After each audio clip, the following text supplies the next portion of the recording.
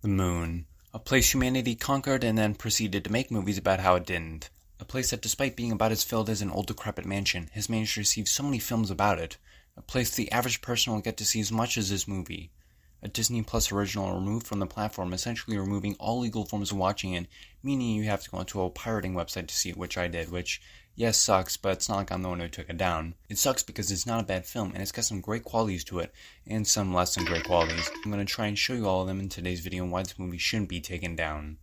The film begins with a bit of a predicament. A meteor shower warning is causing a lockdown, and 5 friends, Caleb, Dylan, Marcus, Borny, and Addison, are trying to get into a truck. Where's everybody?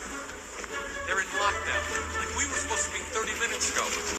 Wait, didn't it say like a minute ago in the film that lockdown would be in 7 minutes? I guess it means that they would already be in lockdown ahead of time. No need to screw yourself over by doing it the last second. Hey, you said there wouldn't be alarms. Well, yeah, of course. You didn't think knowing if the actual vehicle itself having an alarm would be more important? I get the doors are a big-ass part of a vehicle actually leaving the premises, but you can go farther if your escape vehicle wasn't the thing blaring, giving your position away. We cut to a couple hours earlier where Caleb talks to a superior about leaving the lunar base to go to Omega, a roughly 75-year-long trip in which he'll be on cryosleep. They mention how he'll essentially have to make new friends and has 72 hours before he leaves. Wait, I thought the next transport didn't leave for another 2 months. Scheduling is always a bit fluid. Wow, thanks you cunt. Don't be scared. What if I fall? Don't worry, he'll just have another kid. I mean, it is in his name. Either way, this is a flashback scene, and it does give us a brief but helpful look into how helpful his father was to him. Although it does seem more like a third act type flashback, cementing the themes and idea of the movie to help the protagonist after likely losing everything just before the ending. Still a cool scene. They also set up the fact that there's a crater that Caleb's dad wants him to see before he leaves. Oh, and we're a few hours earlier, since that lockdown isn't being done yet, and also because they don't have Addison with them yet. They pack up before Caleb gets his father's ashes in a canister. They go to lunch, or, well, a mealtime since we don't know when the hell a day ends or begins here, as they see Addison, the daughter of a well-respected scientist on Earth. We'll get to that whole Earth thing soon.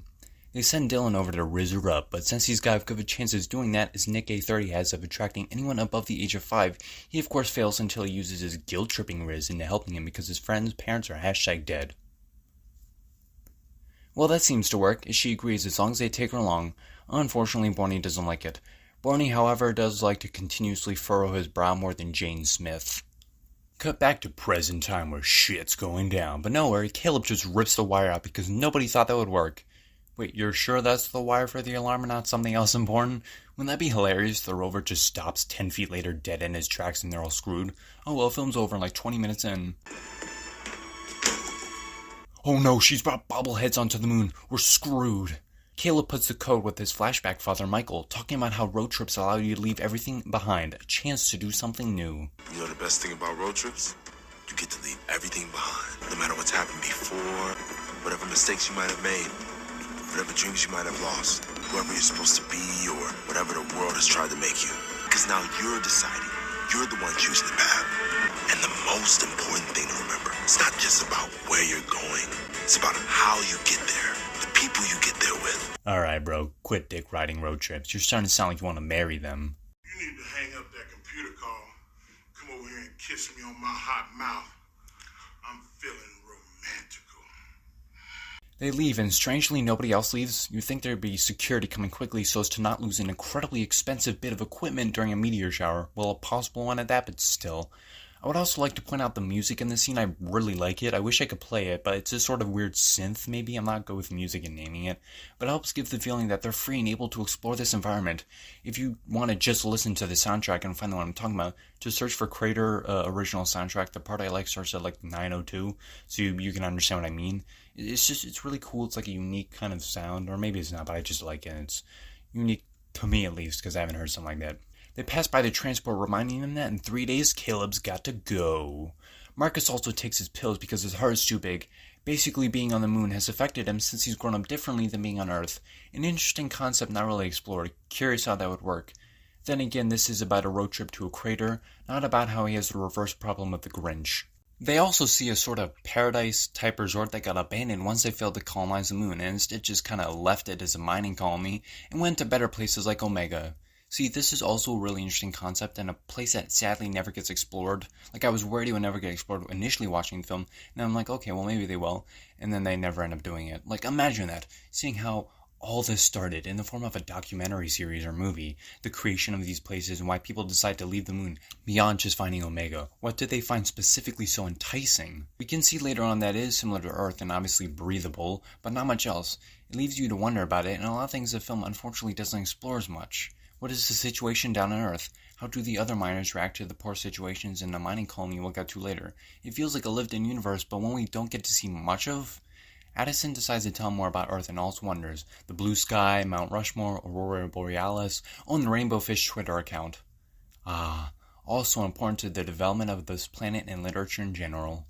They also talk about their parents and how some generations grew up on the moon while others came later, and also the 20 years contract thing is not what it seems.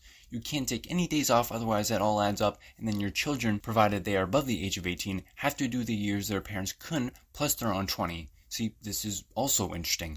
Why didn't they develop this idea? This is only really seen in the background and not brought up much, but it's a legitimately interesting idea. How this company scams people with a promising life only to lure them into this repetitive life cycle. How do people respond to this? What are their thoughts on it? We never really got to see. I know they probably won't like it and would just do it because they have no other option and can't leave for Omega, but it's an idea I'd like to see explored more. See, this is kind of like Cloverfield. The backdrop of the story is much more interesting, despite the actual story still being interesting and engaging, just not as much. At least with Cloverfield, there is some ARG marketing to see it and show it and actually get a taste of it and how the outside world reacts in it. In this, there's not that much. However, it's still a novel idea done somewhat well here. They leave to go outside in their spacesuits and just kind of flail around doing their shtick. However, they end up doing an impromptu baseball game, and since nobody here has a Wii Sports, they have no clue what Addison is talking about or making them do. They eventually decide, hey, why not strap ourselves to these cables that can hold thousands of pounds of equipment and fly around with the oxygen tanks? I mean, I would do that when I'm heading back towards home and have lots of free oxygen, not merely a quarter of the way through the trip, but it does kind of remind me of the Wall-E fire extinguisher scene, so the movie gains points for that. And the scene is nice. It's more of a chillax/relax scene, at least initially, as these characters finally experience something they can all enjoy. A break from the mundane repetitiveness, a chance for them to all bond in this harsh, cold, and dead environment. Reminder of the failed promises those higher-ups failed to keep, and taking it and making it fun, even if it's just for a bit, just for a fleeting moment. However, I did say fleeting as Barney starts to fly ways the cable mysteriously breaks. Yeah, I thought this thing could hold thousands of pounds. Anyways, they eventually use other oxygen tanks to try and get up there and free Barney and bring him down in a cool action sequence. However, as a result of this, they have lost a lot of oxygen and need to find some more. Thus, they must rest in an outpost, but not before some character building. They look around before finding out this used to be a model home. You know, where they were going to build this place to be an actual paradise. Now it just looks like that scene from Indiana Jones. You know, the one with Shia LaBeouf and all those CGI monkeys, and the aliens, and the crystal skulls, hence why it's called Crystal Skull, but yeah, all that weird stuff. Dylan also reveals to Addison that his father nearly abandoned them all because he couldn't take it anymore, working all those years, especially the ones that were left from the others for him, you know, the plus years that they got from like sick days and stuff. However, he got caught and got forced to come back, presumably. Everyone is busy when Caleb finds a very depressing scene. A broken down Michael, who's at the very end of his life, after trying everything he can to help him not have to work this life of misery. He's tried so hard to stop the event from happening, he's caused another one to be set in motion. His suicide. As it's revealed later, he killed himself so Caleb could go to Omega. His one last wish and attempt to save him, as he truly cared about him. He just wanted him to succeed. They find some food and eat, and it's here where Addison tells him about Earth's history and her own, how her family got split apart but decided all to go to Omega, leaving Addison alone to fend for herself, which is like really sad and depressing. They end up trashing the place, seeing it as the sole reason they got to be stuck down here with no real fate beyond work, eat, sleep, repeat, die. A chance to finally be the masters of their own fate, even if it's something as futile as destroying an outpost/model home nobody goes to. They go to sleep, but Caleb and Addison talk as Caleb regales how he met Dylan after going to get food after crying, how despite them not knowing each other, they sat and ate sandwiches all night. The next day they get on the rover, but it quickly dies, losing all its batteries as Addison calls for the emergency call and the emergency vehicles. They leave on their spacesuits as we get one final flashback with Michael as he goes to rest.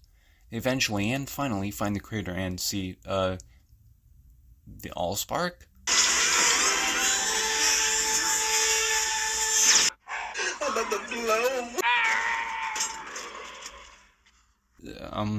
Sure, okay. They go to these pillars, and when it says the past is never far away, I originally thought it would say the past is a blast away, cause, you know, the rocket. But I'm just stupid and like to make guesses like that. They go inside this building-ish thing and find a tree, but think not much else. On the contrary, Addison pushes and slides down a piece of the wall and opens up a simulation, showing a brook and a place back on Earth. They finally get to see Earth, and I'm assuming a part Caleb's mom went to, considering how important it was to her that Caleb see it. He figures out what I told you earlier, that Michael killed himself so that he could go, and wants to stay. However, Dylan tells him this is the way, that when he goes, a part of them goes up too, and that he's going to achieve so many things. Marcus remembers that he has a health condition and falls, leaving the others to drag him out and bring him to the rover to try and get the pills, yet a meteor shower finally arrives as they all run for their lives. Dylan gets knocked out as Addison and Caleb bring him back to the rover and seal him up. Phrasing. They eventually all start going to sleep with Caleb and Dylan awake, their last talk before Caleb goes off to Omega. They make peace with each other as Dylan says how this is not his fault that they're out here. They all wanted to go help Caleb, and they had the best 2 days of their life. They saw more of the Earth in those few minutes than some whole generations of families ever did. This is the emotional climax of the film as they hold hands and fall asleep, with the rescue vehicle arriving with people as it cuts to Caleb asleep in a different room/area 75 years later. He's officially landed on Omega. Trying to adjust, he stands there, taking in the view as a nurse brings him some recording of his friends, voice recording/messages. Through these, he's learned Marcus has started a baseball team, Addison has started a strike to make a better contract for the miners, actually delving into the idea a bit, with Borden becoming the administrator. Owen, Addison, and Dylan are married and have kids. Yeah, time flies fast, especially when you have only voice messages for once a year. Oh, and Charlie shows up. He's the little brother of Addison, which I legitimately forgot up until this point. I mean, it's not the worst. I was confused initially watching it, but it makes sense. It was earlier set up. I just kind of briefly forgot about it because it was just like a one line. They talk for a bit before the bobbleheads invade Omega, spelling doom for the universe. And that was Crater. Actually kind of beautiful, but still decent and flawed. It has good intentions and a story, as well as a setup for one, but never really fully goes into it. But I think that's the same with Kin. They needed a sequel of some sort or expansive material to explain it more and develop and show the ideas more in a natural and cool way. I think if that had happened, or if they had edited and rewritten the script to focus a bit more on it, it could work on its own. And on its own, it still works for the most part. The characters are likable, and the relationship with Caleb and his father Michael is very well developed, and you care about them in this adventure. The adventure is cool, if a bit hampered by the feeling and deadness and coldness the moon usually has. But that's kind of the point, also, making the most out of a place like this, turning it into something beautiful so it works. And I don't really understand why this was taken down when it kind of undermines the entire point of a movie studio and a streaming service. You are meant to memorialize and keep art, not erase it, especially something non-problematic like this. If this is the path we head down, why even bother making art if there's a 50-50 chance it'll get taken down? If anything, they'll encourage more movies to care less, and thus audiences to care less and pay less and show up less, ironically feeding into the problem and making it start up and continue again. If movies don't even have the chance, especially bigger budgeted movies like this, to stay up on sites designed to do so, that doesn't make sense. It kind of ruins art as a whole if we just erase some because it's the easy thing to do. Come on, do better. I know it's not Disney as a whole, but still, this is how you want people to view you and your art? You can follow me on Instagram and TikTok where I'm active on both, and I'll see you in the next video. Bye-bye.